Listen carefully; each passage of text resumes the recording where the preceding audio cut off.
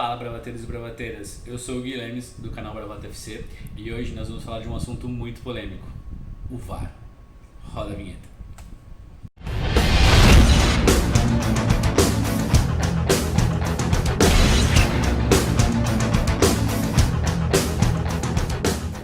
Então galera, como eu falei na chamada do vídeo, nós vamos falar hoje sobre o VAR.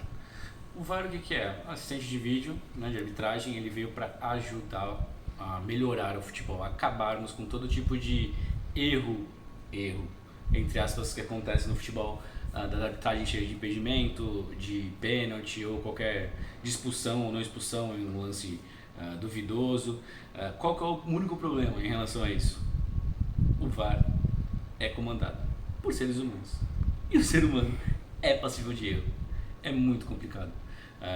No mundo, eu vejo o VAR sendo usado, assim, sempre tem uma polêmica, mas de uma geral muito mais tranquilamente do que no nosso país. Por quê? Porque o jogador brasileiro é chato, é mimado, ele tá o tempo inteiro falando arbitragem, e falando, não deixa nem o juiz se comunicar com o árbitro de vídeo. Cara, é muito chato, é muito difícil ser árbitro no Brasil, a gente tem que levar isso em consideração. Você vê, o juiz vai lá no monitor, o VAR fala, o juiz vai no monitor, vê, ele marca e os caras querem argumentar. Cara, ele viu no vídeo em tempo normal, ele viu em câmera lenta, ele teve a opinião de um outro árbitro que tá lá no árbitro de vídeo e mesmo assim o jogador quer argumentar. Cara, não tem mais o que argumentar. Ele viu, ele tem a opinião dele. Aí, como por exemplo o Bruno Henrique falou assim, o VAR olhou, o árbitro viu e deu amarelo, e o VAR chamou para ele dar vermelho. Quem apita? Cara, às vezes você não consegue ver detalhes do tipo de entrada. A expulsão foi justa, na minha opinião, do jogador, do zagueiro do Flamengo. Acho que foi o Tuller, se não me engano, né? No jogo contra o Racing pela Libertadores. O juiz não conseguiu ver a altura do pé, como pegou com a sola, com uma força excessiva. Era para expulsão. Só que o jogador brasileiro é mimado. Ele não consegue entender uma marcação contra ele.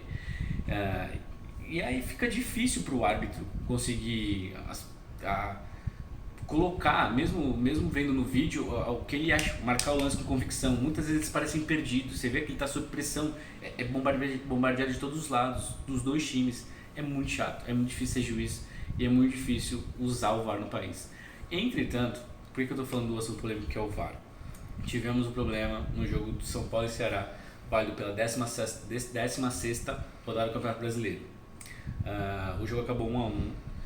E o lance em questão é um lance em que o São Paulo reclama da utilização do VAR. O lance ocorreu, foi marcado um gol pelo São Paulo e o gol estava impedido. Essa é a questão.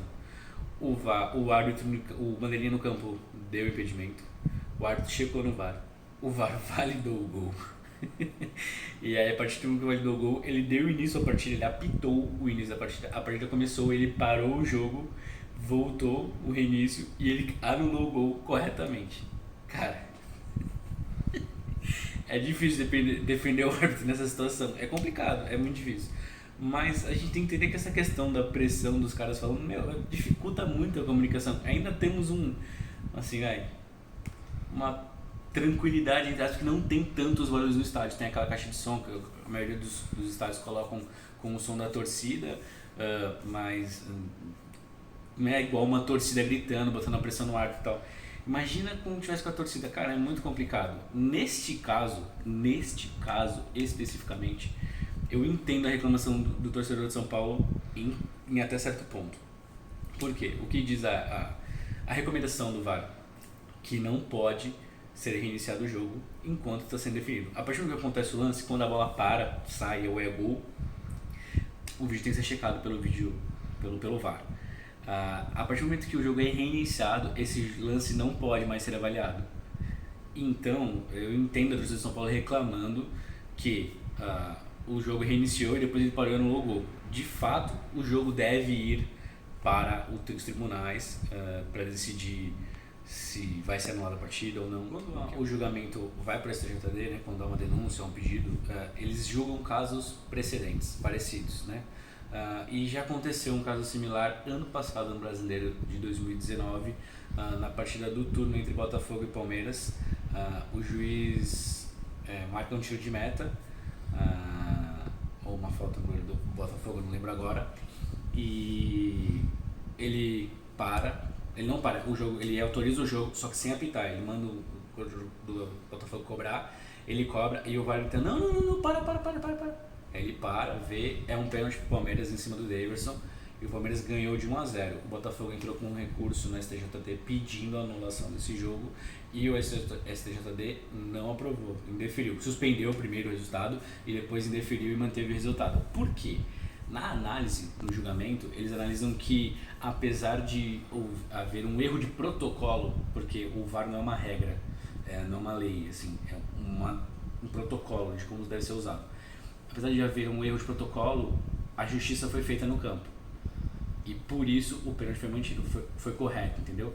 Eles chamaram, entre aspas, a atenção da CBF, tinha que ter sido mais correto, tinha que ter sido mais atento, o árbitro tem que ser usado da forma correta, mas que de fato não houve prejuízo esportivo. Por quê? Porque o pênalti foi marcado e foi pênalti de fato. Vendo isso, eles devem analisar esse caso antes de julgar o pedido de São Paulo de anulação do jogo, e provavelmente deve ser indeferido o pedido de São Paulo e deve ser mantido o empate. Isso é o que eu acho, vendo a opinião de advogados desportivos do país, e aí a gente chegou nessa análise vendo que deve ser mantido o resultado. O que pode pesar, além disso, é que assim, o presidente da CBF hoje, o Rogério Caboclo, ele é torcedor e conselheiro de São Paulo. E aí já há uma pressão nos bastidores de alguns times em detrimento de um certo favorecimento ao São Paulo, coisa que eu não acredito. Porque se eu for assistir um jogo de futebol achando que time A, B ou C vai ser favorecido porque é o time de determinado figurão da confederação tal ou tal, é mais nem assistir o futebol. Acho que todo mundo que gosta do futebol, todo mundo que ama o esporte, tem que entender que tem que parar com esse negócio de que é favorecido, o cara roubou intencionalmente. O cara é pai de família, o árbitro ele tá trabalhando também, entendeu? Todo mundo tá lutando atrás do seu. Se for pensar dessa forma, é mais fácil nem ver, cara, entendeu? Outra coisa que eu acho que tem que haver é uma maior profissionalização dos árbitros, cara. Cara, não é porque o nível do futebol brasileiro é abaixo da Europa, não é por causa disso ou aquilo, que a gente tem que aceitar que não, mas os caras não vivem só disso, os caras têm que ser profissional, os caras têm que viver disso. Até porque a maioria deles, agora com essa questão de calendário apertado, apertam jogos, 2-3 jogos por semana às vezes. Série A, Série B, Copa do Brasil, Libertadores, vários campeonatos, entendeu? Então tem que ter uma profissionalização. Tem que parar o jogador de ficar pressionando o árbitro, entendeu? Ele tem que ter mais autoridade. Mete o cartão no cara, não tem que falar buzinando no ouvido do juiz, entendeu? Essa é a questão, essa é a minha opinião, é o que eu acho. Independente da opinião do Cício e do Gabi, mas eu acho que o jogo não deve ser anulado. Eu acho que a gente tem que começar a ter um pouco mais de paciência com o VAR. É uma coisa que veio para ajudar, para corrigir erros, e a justiça foi feita e a gente tem que entender que é assim que tem que ser feito. Bom, galera, esse foi o vídeo de hoje, espero que vocês tenham gostado. Caso você não siga o Bravata FC, se inscreve aqui no canal, deixa o seu like, comenta, fala o que você achou, fala se você acha que o jogo deve ser anulado ou não aqui nos comentários, pode ficar à vontade. Siga o Bravata FC nas redes sociais do Bravata FC, no Twitter, no Instagram e no Facebook, que é @BravataFC, e me siga também no meu Instagram pessoal, o meu é Gui M. Lemes. Valeu, um abraço e até a próxima.